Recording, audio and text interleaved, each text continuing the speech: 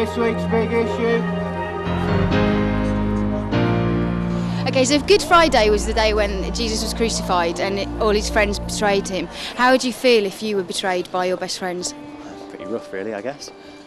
Pretty bad. Would you be angry? Probably. That'd be the first feeling, wouldn't it? Yeah. Anger. Yeah. Do you think you'd be able to forgive? Yeah. It'll take time, but yeah. How do you react when somebody does something bad to you? Say something back to them, horrible. You get angry? Yeah. Do you forgive them? No. Would you be angry? Never angry, just upset. Could you forgive? Yes. Forgive and forget. If you're a Christian, you believe that's the only way through salvation, isn't it? Under the trees on the promenade comes the moment when Christ prays that he should not go through with this, but he knows he has to go through with it. This sorrow is crushing my life out. One of the things that I wanted to put across was that human side, that people could, again, remove the varnish to the story and see it just as a man having to do something he knew he couldn't avoid, and yet still having all those feelings of, why me? Why must this happen to me? My father.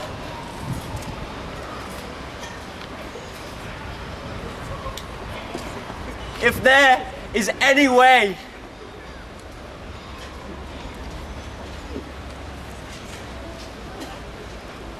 get me out of this.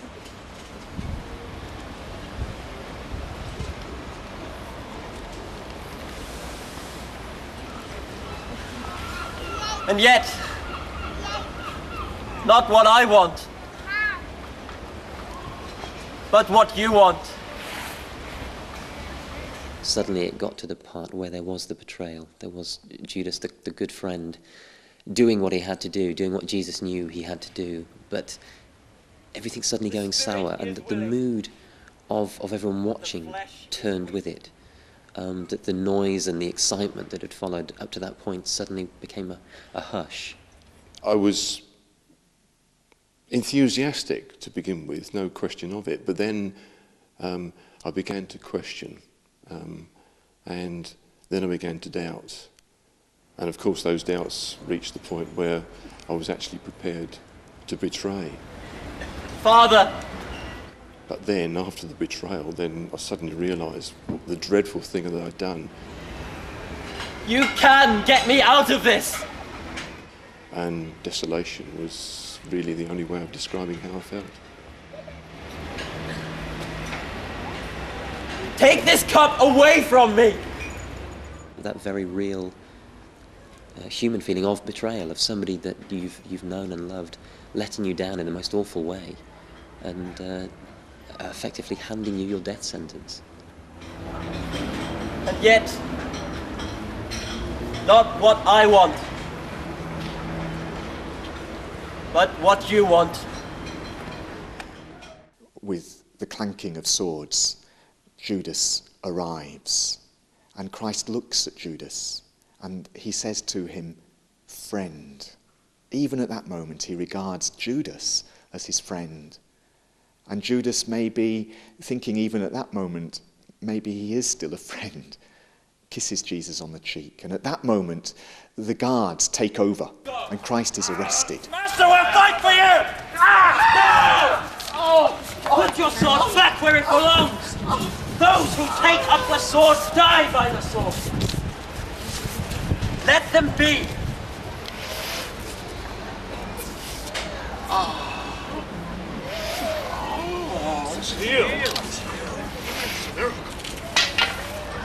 I suppose I just felt I had to run away, get away from where I was at that precise moment. I know in reality Judas actually committed suicide. I didn't feel quite that desolate, but I did feel pretty lousy. What is this? Coming out after me with swords and clubs, as if I were a dangerous criminal.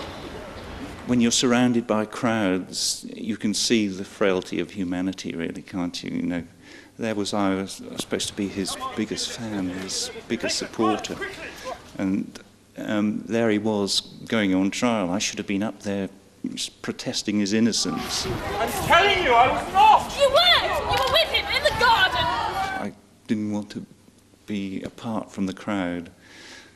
I denied him, not once, not twice, but 3 times, just as he said I was going to. Cock crows, the court is in session. Let the trial be.